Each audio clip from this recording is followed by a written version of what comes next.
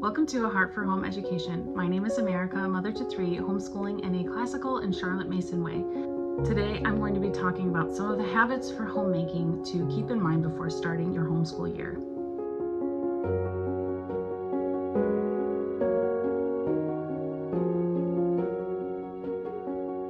So we're about a little less than a month away from starting school, so it's time for me to start thinking about all of these habits and routines that I want to make sure are locked in before the school year starts. We started off this summer focusing in on our morning routine and making sure that beds get made and bedrooms get tidied and morning chores and hygiene are done before kids go outside to play. Today, I want to talk about some of the habits that I think are the most useful and helpful to have in place before starting your homeschool year. I am no expert. I am not the most experienced mom here on YouTube, but I just want to share some of the things that have helped me as we head back into the school year. And so I wanted to share some of those with you as well.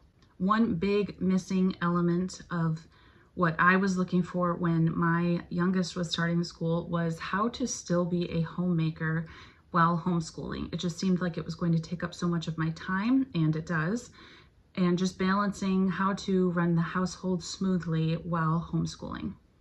So today I want to talk about 5 of those habits to help your home run smoothly that you can do now, a month out from school starting, and get into a nice rhythm and kind of cement those habits in before starting your school year. The first one is having a morning routine for yourself and for your children. So for yourself, you probably want to be waking up earlier. This is about when I want to start adjusting our sleep schedules. My children tend to sleep in quite a bit, and for the past 2 or 3 years, that's been okay. But going into having 2.5 students in lessons, we really need to be starting our day on time. We need to be starting our day at 8. Instead of some of these stragglers sleeping in. I have one child who would sleep in till 10 if I let her, and so we need to start slowly adjusting our sleep schedule. So I intend to start slowly waking them up at a consistent time each morning. We only have one more vacation planned for this summer, so I hope that won't throw off our sleep schedule too much, but I'm going to gradually start waking them up earlier and at a consistent time.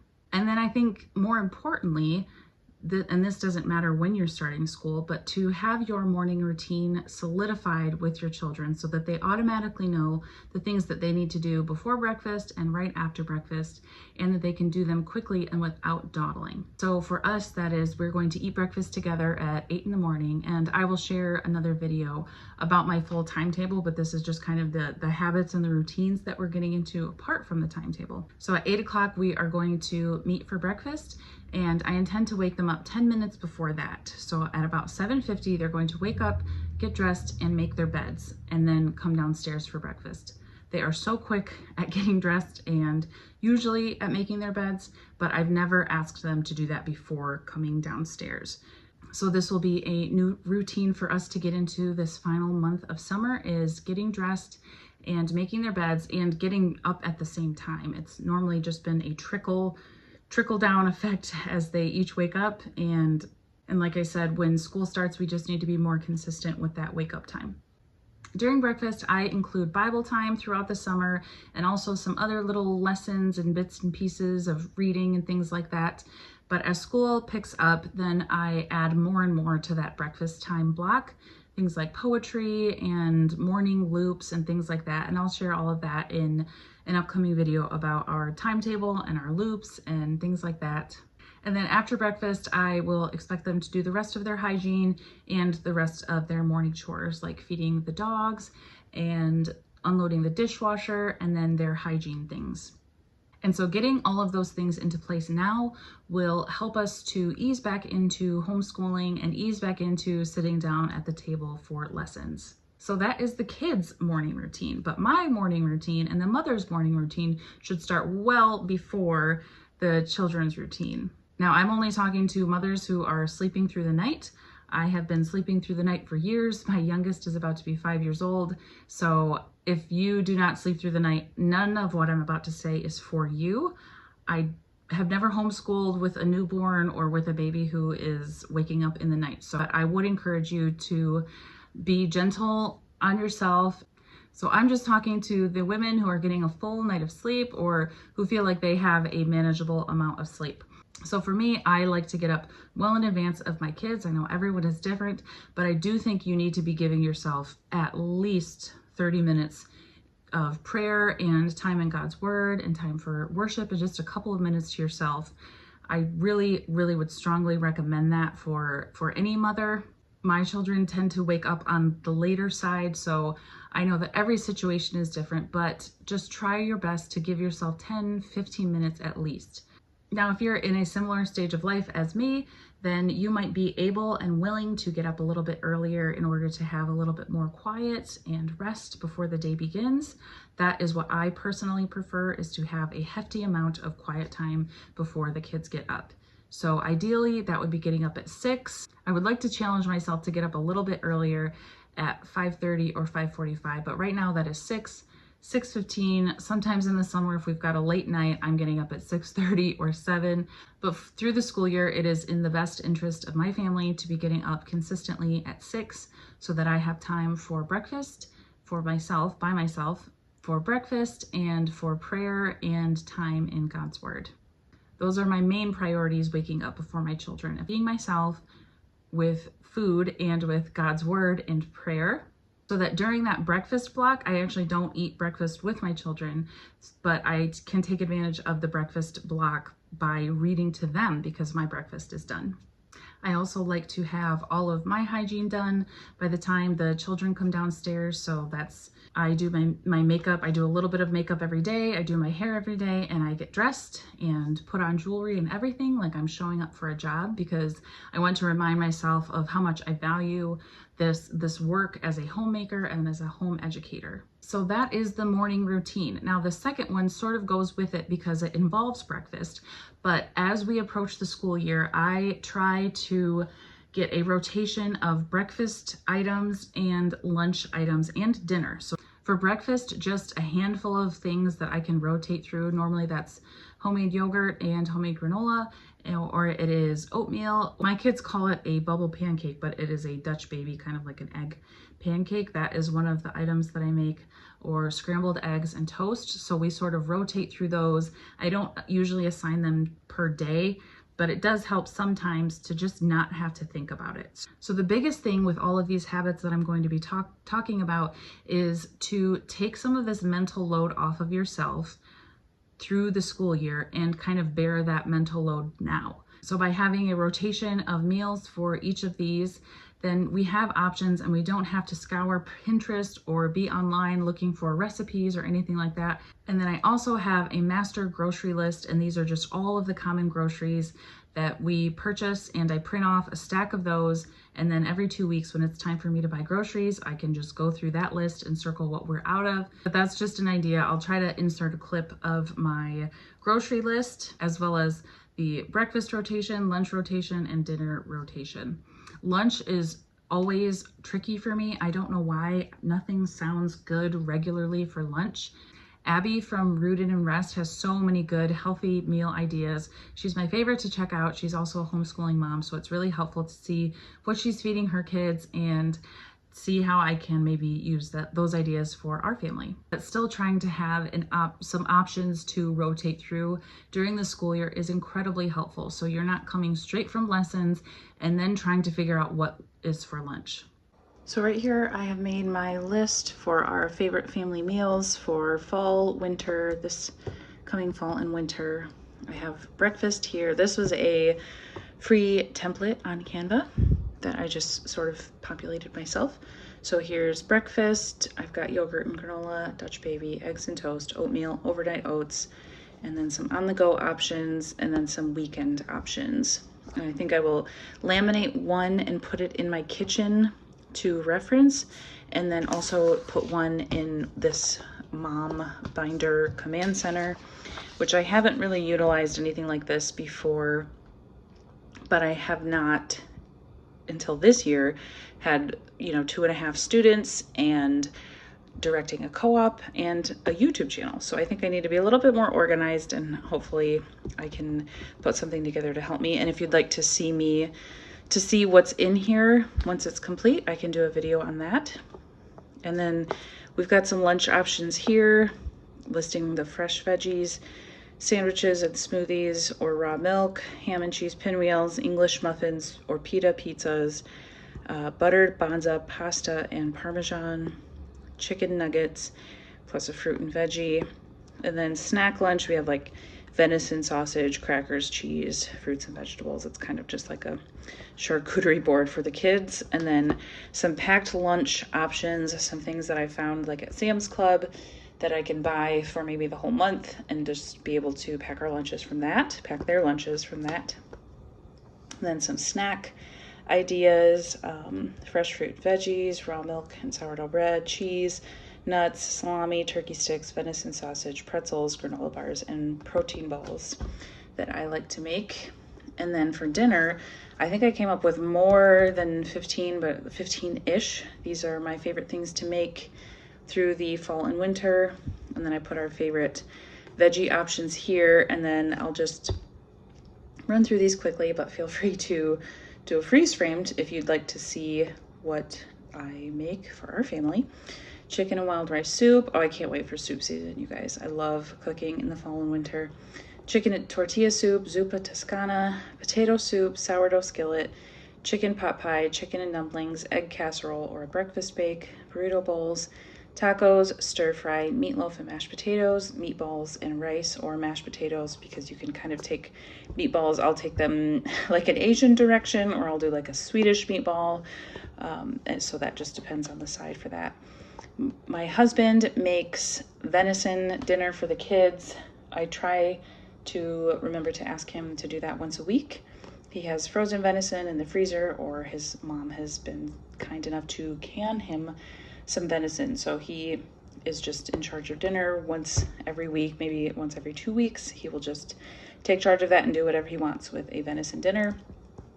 Chili, kielbasa sheet pan dinner, chicken broccoli rice casserole, just a simple roasted whole chicken, or sourdough pizza. That is our Friday night dinner, is a homemade sourdough pizza, plus a salad kit. I love not even having to think about the salad that we are going to make.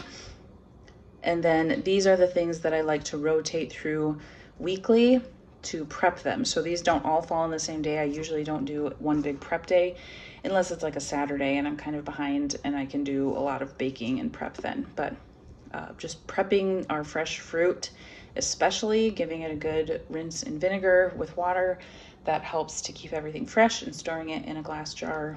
And then any of my sourdough bread baking, I make our sandwich loaves from I home make our sandwich loaves, so I have to do that about 2 loaves a week. And then sourdough master dough. Both of these recipes are from Melissa K. Norris, and I use her recipe book and it's fantastic. I highly recommend it.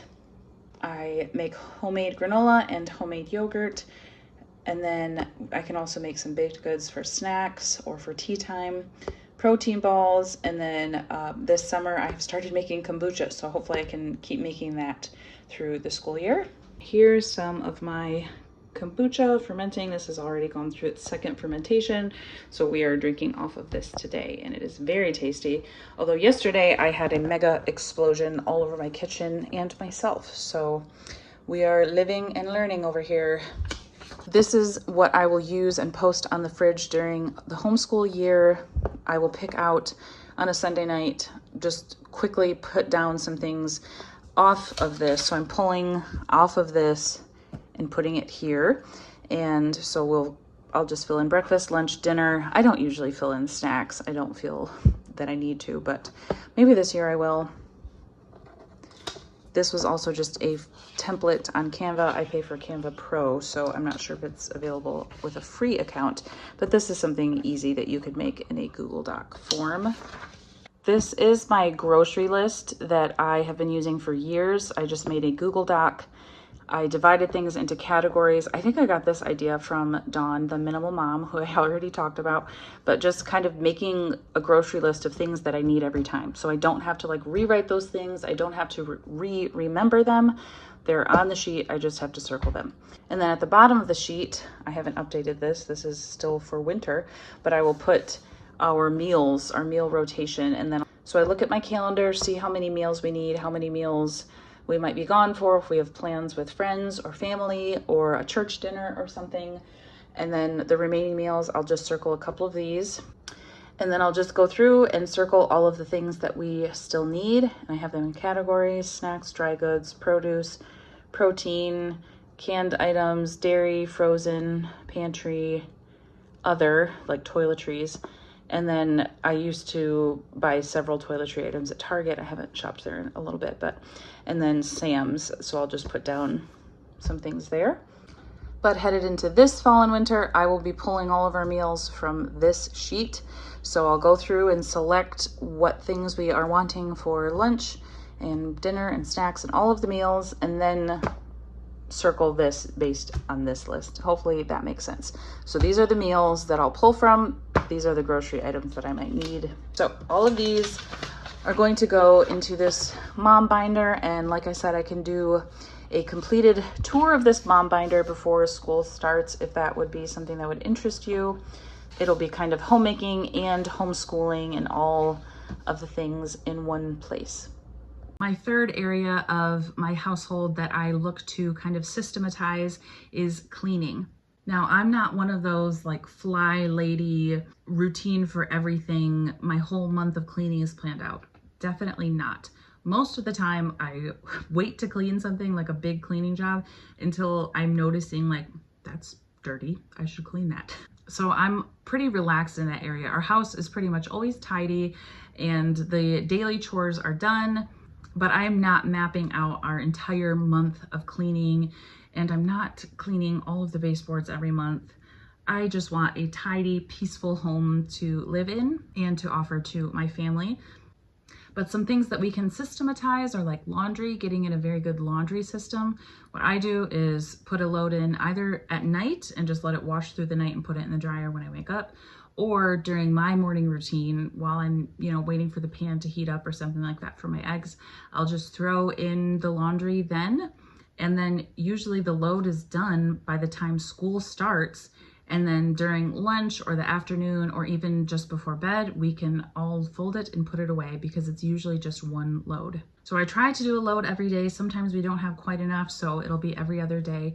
But incorporating it into my morning routine really helps me to stay on top of things. And then including the children in the work of sorting and putting it away really helps them and helps me. I also like to assess the chores that I've given the children. Are their abilities still matching the chore? Can they kind of level up to a new chore? I do not rotate chores throughout the week or even throughout the month. We take a good 4, 5, 6 months, maybe even a year doing one chore. And that just prevents children complaining about the chore, and it prevents the upkeep, the mental upkeep of me having to rotate children through different chores. It's just, this is your chore for a long time, and they really don't have any complaints, but it might be time to level up some children to a different, more difficult task if they are ready for it.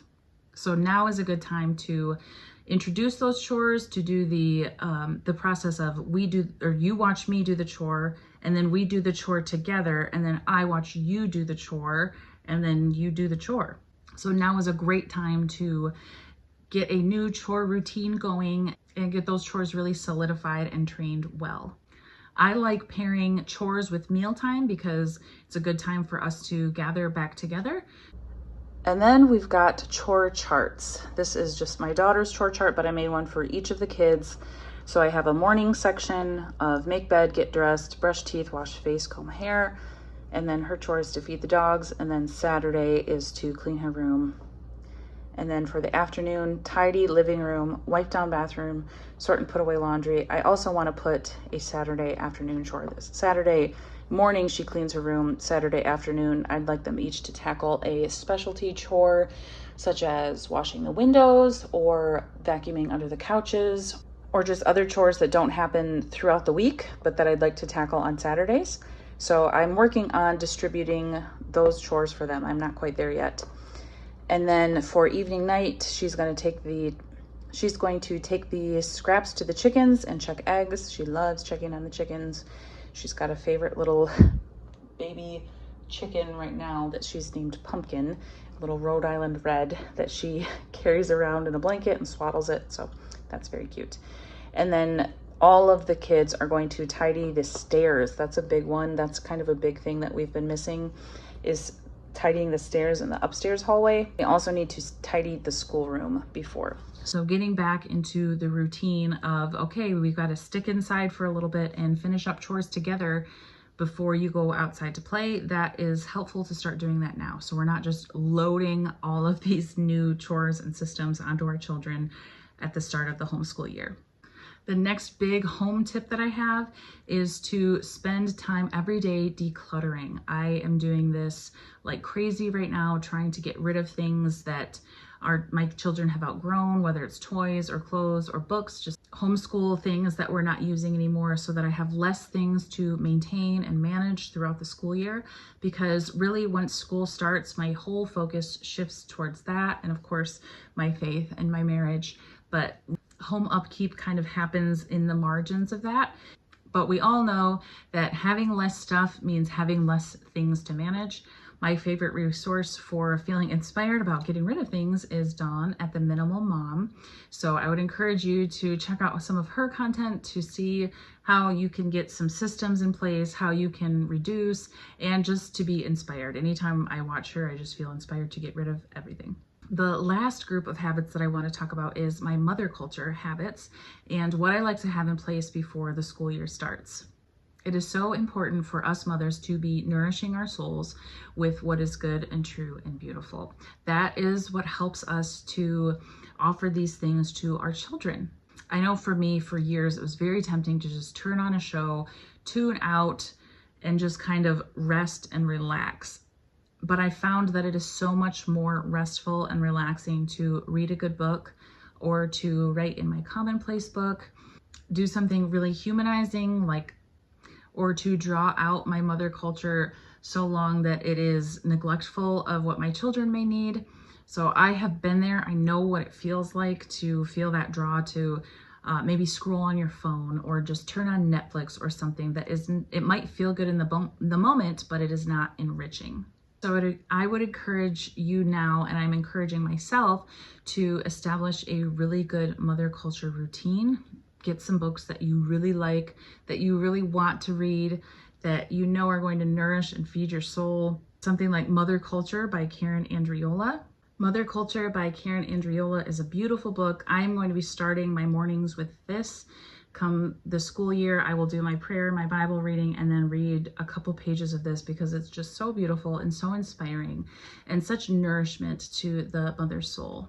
Another really important thing, especially during the school year, but always, is to have a Sabbath, a mother's Sabbath rest. I try to rest from Saturday sundown to Sunday sundown. And once that sun goes down, I can start prepping for the school day. Especially in the winter, the sun goes down so early. And so I can begin prepping for the week and for the school day, but forcing myself to partake in the rest that God has gifted us. I have a special set of theological and Sunday restful reads that I read on Sundays, and I look forward to it, and it brings me so much refreshment. It really helps me to persevere through the week knowing that rest is coming. It helps me to work for those full 6 days, 5 days homeschooling, then my 6th day is usually a lot of homemaking activities, and then that 7th day is glorious rest. So I would encourage you to start getting into the habit of partaking in Sabbath rest. If you are in a season of babies or toddlers and rest just sounds impossible for you, I would ask your husband if it would be okay if you had 1 or 2 hours of complete rest where he is completely managing the children and the household, and you are able to take a nap or take a walk or go to a coffee shop and read, or whatever would be restful for you. The Sabbath isn't to lounge on the couch watching Netflix or binging a show or something like that. It is a reminder that we are finite, that we are limited, that the world does not depend on us. The world will keep spinning because God says so, not because of my work and my toil and my labors.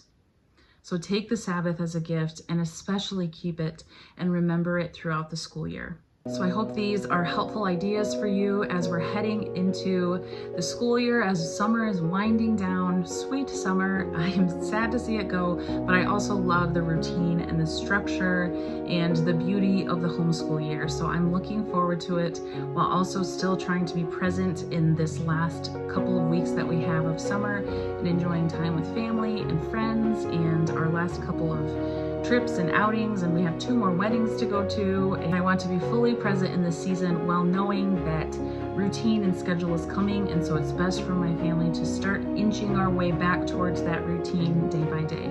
I hope you found this encouraging, and please let me know down below what you'd like to see next before the school year. Thanks so much, and I'll see you in the next video.